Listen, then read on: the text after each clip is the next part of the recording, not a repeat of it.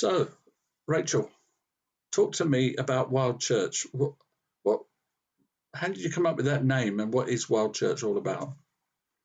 So my background is that I'm a forest school practitioner, and which means I essentially get paid to go outside and play with children, make mud pies, toast marshmallows. That's what I do for my day job. And so I suppose quite naturally I ended up taking parts of my day job, mixing it up with my faith. And so that's how it's kind of developed and come about.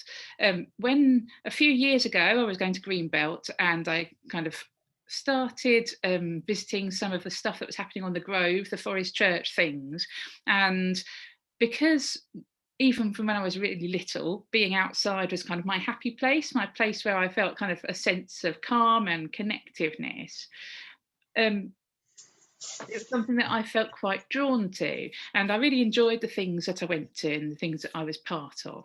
And so I was kind of coming away from that, as you do from a festival sometimes, thinking, oh, that was really great. I wish you could have a bit more of that in real life. And I thought, well, maybe that's kind of a nudge from God for me, saying, well, there isn't that happening around your way. Maybe you're the person to get on and get it happening. And so it's kind of been growing since that, really.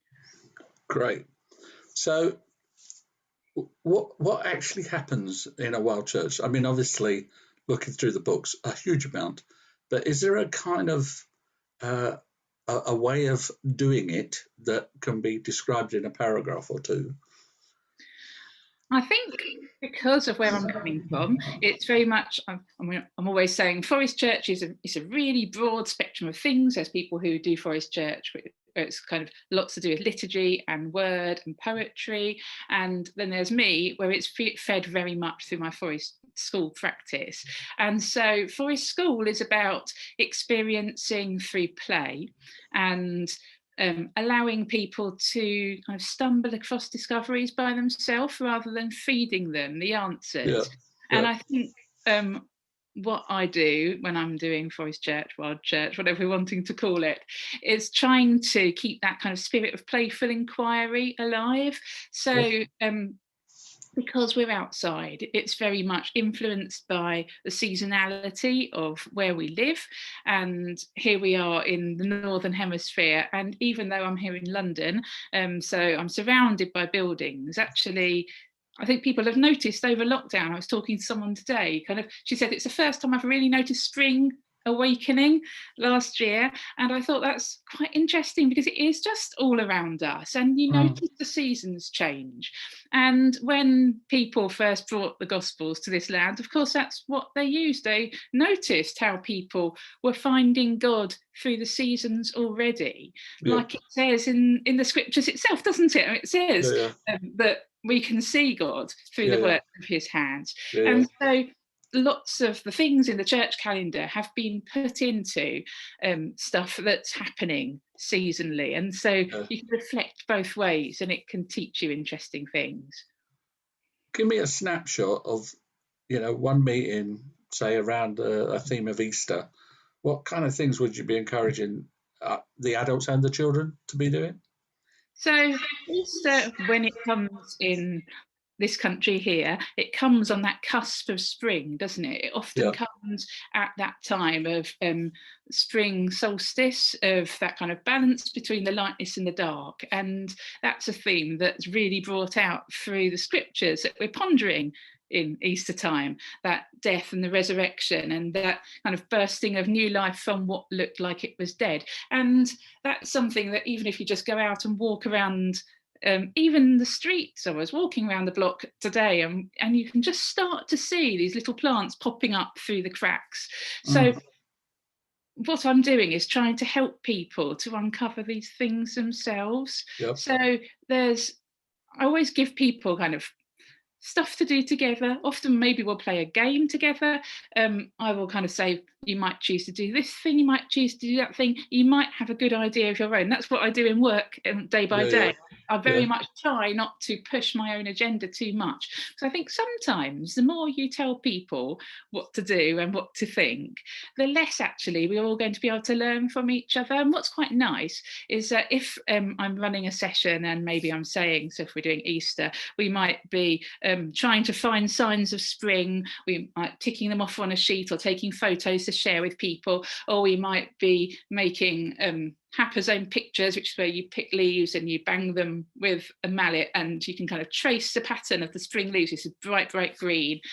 Or we might be maybe boiling eggs over the fire and wrapping them in different plants to see what colours are going to come through, how things are changed through Yeah. that water, a bit like how we're changed through the water of baptism. So things that people can reflect on like multi-layers, which makes it really suitable for all kinds of different people. So Yeah. you can have younger people, you can have older people, you can have people from all different kind of backgrounds and abilities. And Yeah. actually, not only can anyone access it at their own level, but because you're not putting a ceiling on it, Yeah. sometimes I've found that sometimes, like when we're talking at the end, sometimes the children can come and they can say something that maybe we've never thought of before, and Yes. actually maybe they can reveal something of God to us Yes. in a way that is much harder to do in a more kind of traditional setting where it's all about, here are the children and we're going to now tell them the things about the faith. Not Yeah. that that's, I mean, there's a place for that, isn't it? Because educate the children, show them the way in which they should learn and which they should grow. But actually, we are all beautifully made. We're all Yeah. made in God's image. And so we can all teach each other, I think. Yeah.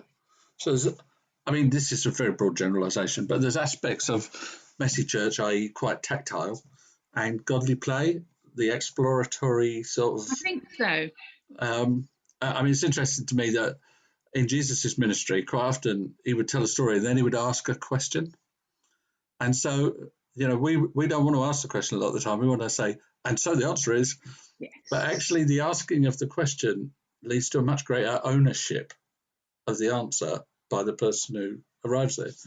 So one of the things I noticed on your website was that you had found that this way of doing things was very helpful to children who might have additional needs or special needs. Can you amplify on that a little bit? So I came into the world of Forest School originally because I was teaching children with special needs on a one-to-one basis. So it was teenagers who had special needs and behaviour issues. It meant that they weren't able to be educated in a kind of traditional setting or even any kind of educational setting. They had to be educated one-to-one. And so I would come along to the lessons with big bags of resources, and I'd have a half-term target of maybe for the child to engage with an activity for 5 minutes, or for the child to make eye contact 3 times in one session. And that'd be what I'd be working towards bit by bit by bit over a whole half term. And so I'd be getting out activities one after another and hoping something would stick. And then I found that if I started introducing activities that were outside, suddenly I was hitting the targets just like this. And that's when I went and researched and found about kind of forest school pedagogy and the importance of nature in learning and that kind of freedom of exploration. And I think sometimes being somewhere that doesn't have a ceiling, and it literally doesn't have a ceiling, does it, if you're outside under the trees and under the sky, I think sometimes that can kind of open people's minds Yes. in a way that isn't possible otherwise. I mean, certainly I find myself, I'm quite a natural fidget. I'm very easily distracted. If I'm trying to get work done, if I take my laptop and work outside in a hammock, then I'm much easier focused because the outside does the fidgeting for me. The leaves are fidgeting, the grass is fidgeting, the insects are fidgeting, the birds are fidgeting, the clouds are fidgeting. And with all of that movement, somehow that stills me. And I think that that's something that is fairly common among certainly kind of neurodiverse community, is that actually being outside is somewhere that's calming and settling. And when you're calm and settled, that does enable you to have the courage to explore. So as we transition away from, I mean, all things being equal, the kind of confinement we've had really, and inability to access our buildings if we want to be sensible, suddenly the outdoors will have this kind of new complexion as a place of transition and possibly a place to do more work in the future. Um, what has been your? Are you hearing things on the grapevine? What do you think people are going to do with what I would call the transition months, and why would outdoor activity be a good idea in that context? Well, I think it is a massive gift that we've been given, this kind of access to the outside, and people have fallen back in love with the outdoors, haven't they, over lockdown, I Yes, think.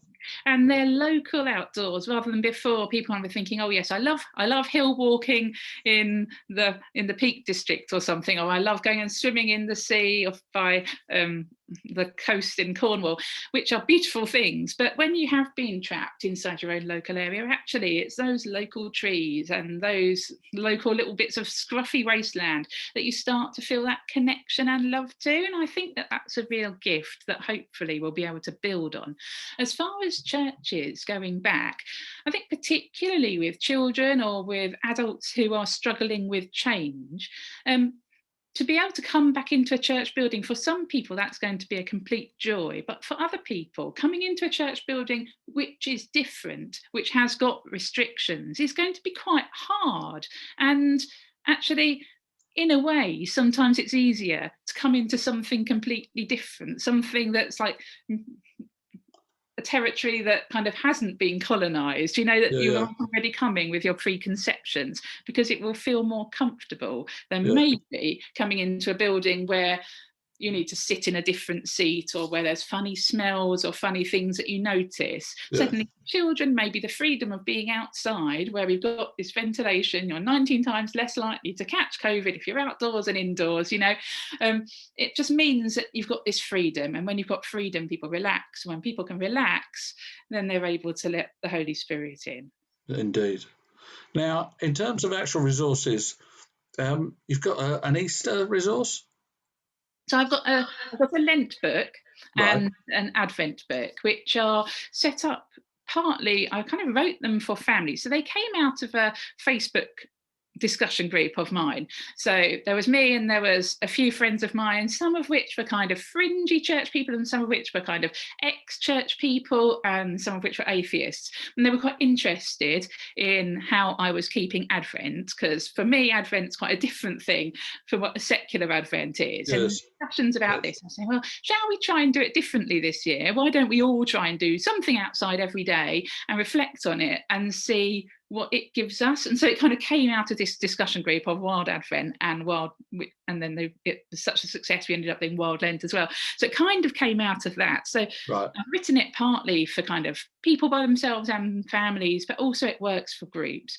And so they're yeah, kind of reflective activities. And there's a wild worship book, which is kind of taking that seasonality through the year of right, different activities and reflections to do with a group. And at the moment, I'm also working on a confirmation right, course, which will be for young people and young adults of unpacking the faith, but using it through the kind of medium of the outside, on the basis that in lots of cultures that coming of age is marked by kind of sending people out into the wilderness to yeah, survive. yep, And here we are in the churches, and that coming of age is very much kind of retreating to a safe place and having biscuits or pizza if you're lucky and Coke, and yeah, talking. And actually, faith isn't a very safe thing. Faith is quite risky. So yeah. giving people a chance to unpack it in a slightly more risky environment might be able to give us some insights we'd miss otherwise. So that's what I'm working on at the moment. Excellent. Rachel, thank you very much indeed. We'll be hearing from other practitioners as well. Thanks again, Rachel. You're welcome.